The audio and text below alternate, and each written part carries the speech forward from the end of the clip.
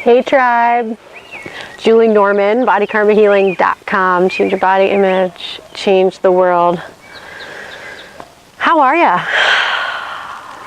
If you are tuning into this video, you are likely journeying with me through my Foundations eCourse up on the website. And we are into the 7th module, exploring Chakra 6, exploring some poses and practices that open the eye of the goddess, the third eye center. Be sure to check out the full video practice guide in this module. This video here is about self-study, Swadhyana.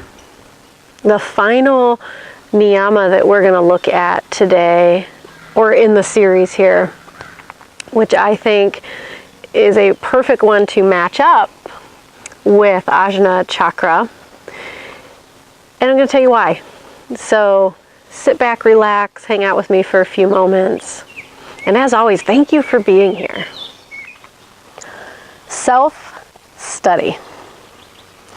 I find this a quite interesting concept. There is a quote by Swami Kripalavinandaji, which is my lineage of yoga in Kripala Yoga. And he says, it's in the beginning of the eCourse modules, that self-study is the highest form of spiritual practice. That watching yourself, your thoughts, your behaviors, your emotions, your body sensations, your desires, just being able to step back and watch not only the experience of them, but how they intertwine, what they manifest and create in your life.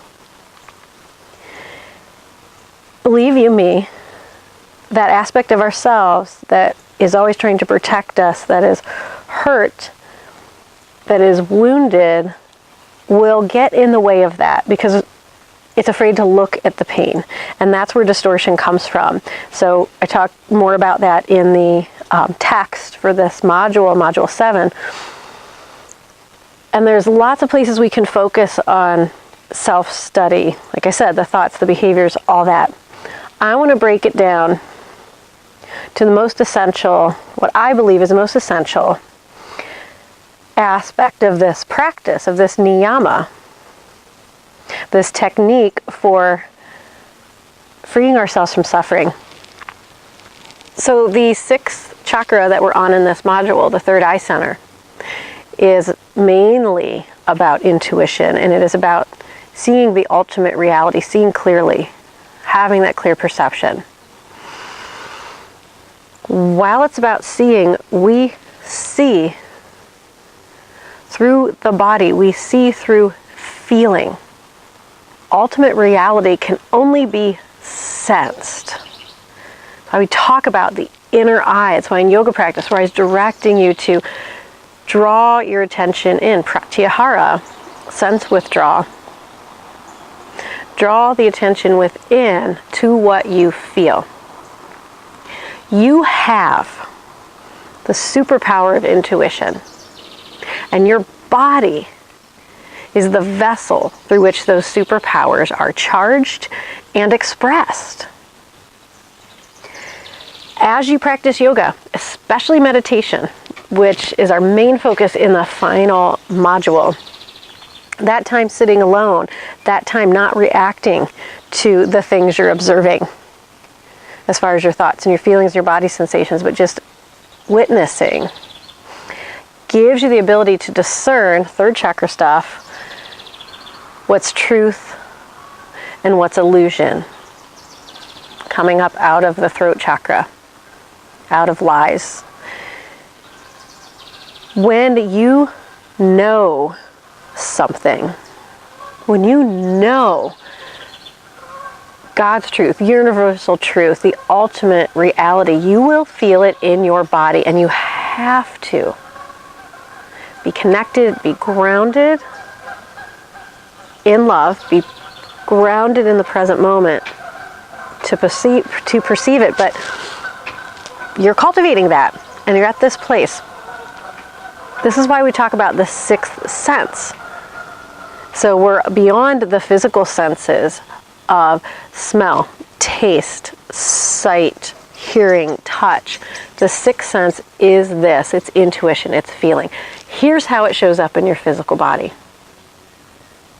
When you know something, you will get, when it's a deep truth that you hear that resonates, you may be listening to a friend talk, you may be listening to a teacher, you may just get a feeling as you're driving in your car, you will get a shock wave of energy down from your root chakra. You will get a pulse, the feeling, particularly down the left leg, maybe down both.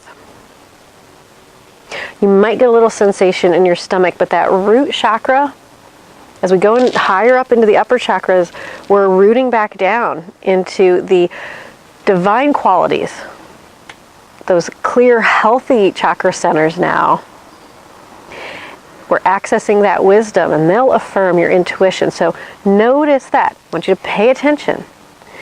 When you're confused, when you don't know, when you have an inkling that something's a little off, or when you're trying to make a decision along your path, whether it's about a job, whether it's about continuing a relationship, anything, even whether it's about what to eat or what not to eat in a certain moment, get still, take to the grounding breath and feel.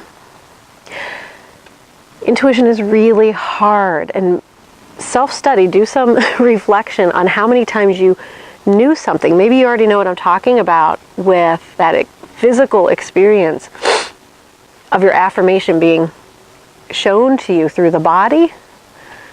Think about that. And what happened when you didn't listen? How much did you have to learn to get back to trusting that original truth? And this is so hard. Our intuition and guidance from the heart will usually go against the grain. It will usually go against what we're conditioned to believe and do and how we're conditioned to live. For me right now, personally, my daughter is graduating 8th grade, and she knows that she wants to homeschool and guide herself. She has all these wonderful opportunities with the amazing community partners that I have through my work with Body Karma Healing and my work with the Akron Peace Project and local farmers and everything, to really spend more time out in nature instead of confined to 4 walls in a high school. She knows she doesn't need certain social experiences, and I support her in that 100%. My soul, my body knows that, yet I will get pulled away from that knowledge and pulled away from that truth with my past conditioning, with others' belief systems and others' fear. And so I have to keep coming back to what I feel and what I know deep inside. I just went through some challenges in a friendship and really had to clear some dishonesty that I had engaged in the friendship. And I really wanted to believe that the friendship could grow and heal beyond the challenges we had faced. And what was being said with the other person was what I wanted to hear. And yet, my deep sense, my deepest feeling was, this still isn't okay, and this is just not a relationship that's in alignment, or at least one that I can take deeper and be more open with, because it's just not quite safe. And maybe that's more healing on my part that this person is reflecting. Maybe it's just where they're at. Who knows? But I need to trust the intuition in the moment. And I've been practicing this a lot in the development of Body Karma Healing. I've worked with 2 different business coaches. I've studied all kinds of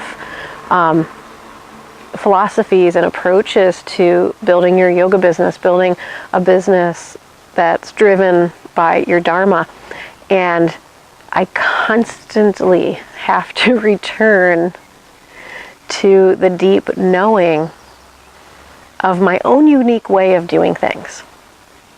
And sometimes I remember and I save myself a lot of suffering, and sometimes I have to experiment with not listening to that inner wisdom and learn the hard way. In particular, that's come up for me lately with partnering, body karma healing with other initiatives and organizations.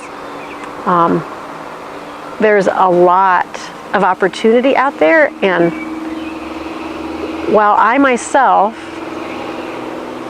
will encourage you to go out there, make things happen, it's more about letting it come to you. Being in that deep feminine that we're working with so hard here. And while something might look good on the surface, it may not be in alignment. And you need to listen to that. So as you work with your yoga practice, and as you work with these sacred energy centers, and as you reconnect lovingly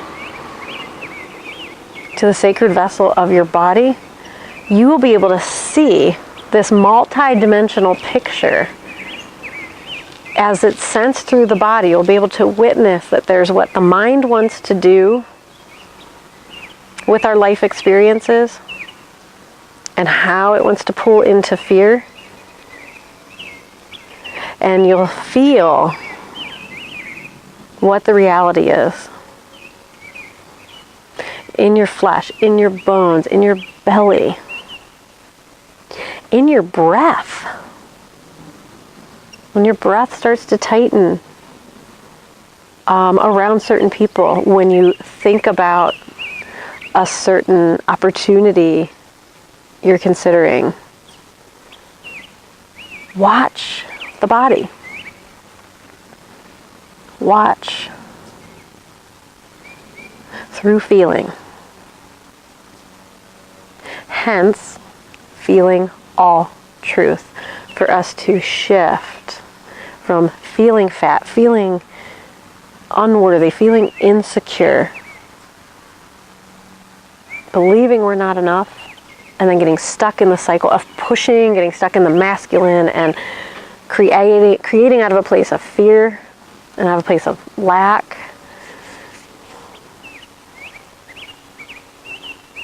That's not the life you have to live. Everything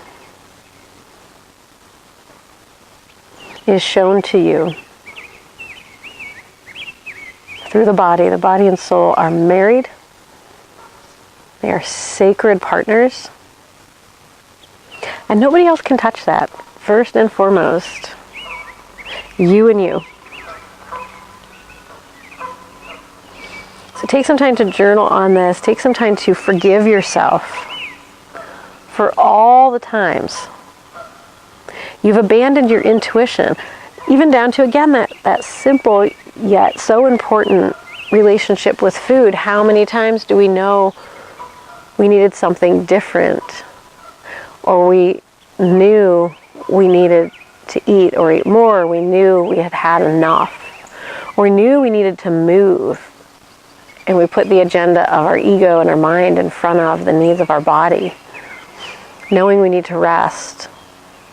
Not just sleep rest, but knowing when to take sabbaticals from everything. You don't have to be on a mission all the time.